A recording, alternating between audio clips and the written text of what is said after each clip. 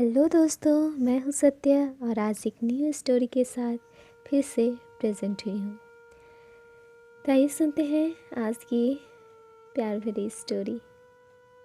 ये कहानी है सुरेश की, जो कि सोनिया से प्यार करता था।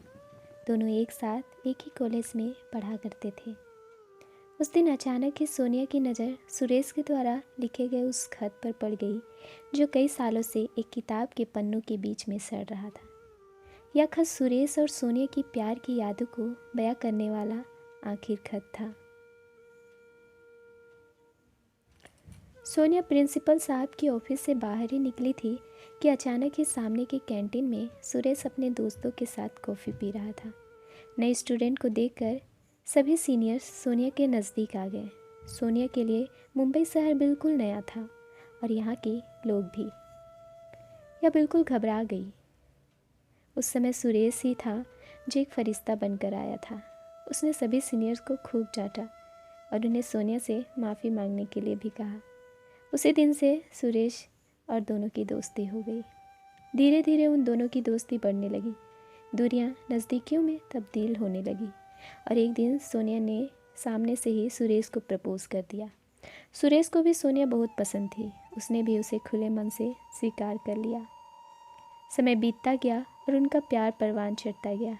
बात शादी तक भी आ पहुंची। अब सुरेश एक कंपनी में मैनेजर था। उसकी तनख्वाह भी अच्छी थी। सोनिया भी हाई स्कूल के विद्यार्थियों को पढ़ाती थी। अचानक ही सुरेश का तबादला दिल्ली शहर में हो गया। सोनिया से कोसों दूर होने के बावजूद भी वह हर महीने उसे मिलने के लिए दिल्ली से मुंबई आता रहता था। दोनों घंटों तक टेलीफोन पर एक दूसरे से बातें किया करते थे, मगर धीरे धीरे सोनिया के फ़ोन आने बंद हो गए। सुरेश जब कभी भी फ़ोन करता था तो फ़ोन काट दिया जाता था। फिर लंबे समय तक उसमें घंटियां बजती रहती थी। सुरेश भी थोड़ा व्यस्त होने के कारण 4-5 महीनों तक मुंबई नहीं जा पाया। बाद में सुरेश को मालूम हुआ कि सोनिया और उनका परिवार मुंबई छोड़कर कहीं दूर चले गए हैं। सुरेश ने सोनिया के बारे में जानने के लिए पूरी कोशिश की। वह सोनिया के हर दोस्त, हर रिश्तेदार से मिला, मगर किसी को भी सोनिया कहीं नहीं मिली। उसकी ना ही उसे जानकारी थी।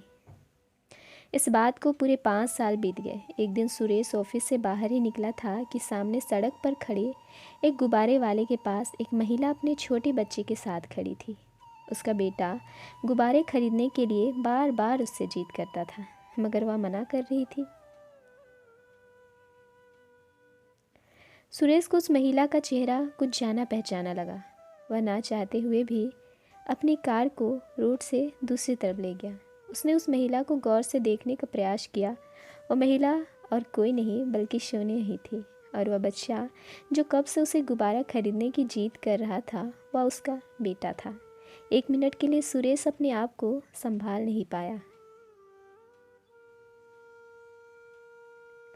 सोनिया अब तक कहाँ थी और कब उसकी शादी हो गई? उसने क्यों मुझे नहीं बताया? ऐसे कई सवाल थे जो सुरेश को परेशान कर रहे थे। उसने धीरे से अपनी गाड़ी का दरवाज़ा खोला और सोनिया के नज़दीक आकर खड़ा हो गया, मगर सोनिया उसके किसी भी सवाल का जवाब नहीं दे पाई। और आखिर में कुछ देर इंतज़ार करने के बाद सुरेश वहाँ से चला गया और सोनिया सड़क पर अकेले ही खड़ी रह गई। तो दोस्तों, ये कहानी कैसी लगी प्लीज़ कमेंट पे ज़रूर कमेंट करना। और चैनल पर न्यू है तो चैनल को सब्सक्राइब कर बेल आइकन को प्रेस कर देना। मिलते हैं नेक्स्ट वीडियो।